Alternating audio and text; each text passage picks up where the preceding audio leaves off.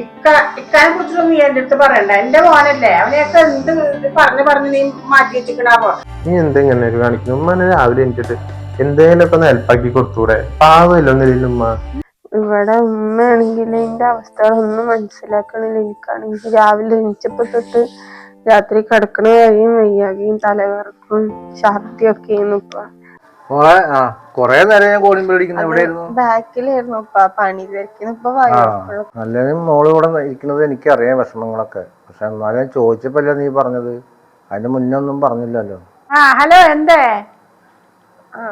അമ്മ അതെ, ഇവിടെ ഉപ്പ വന്നിട്ടുണ്ട്. അപ്പൊ ഉമ്മ എപ്പളാ വരാന്നൊന്ന് ചോദിക്കാൻ വേണ്ടിട്ട് വിളിച്ചതായിരുന്നു. എന്റെ ഇപ്പൊ വന്നിട്ടുണ്ടെങ്കിൽ അവിടെ ഇരിക്കട്ടെ. എന്താ നേരം വൈകിയ? അല്ല, മര്യാദ അറിയില്ലാന്ന് എടുത്തു പറയണ്ടല്ലേ. അറിഞ്ഞൂടെ, അവള് ഉമ്മയില്ലാത്ത കുട്ടിയാണ്, ഉമ്മയില്ലാണ്ട് വളർന്നത്. ആ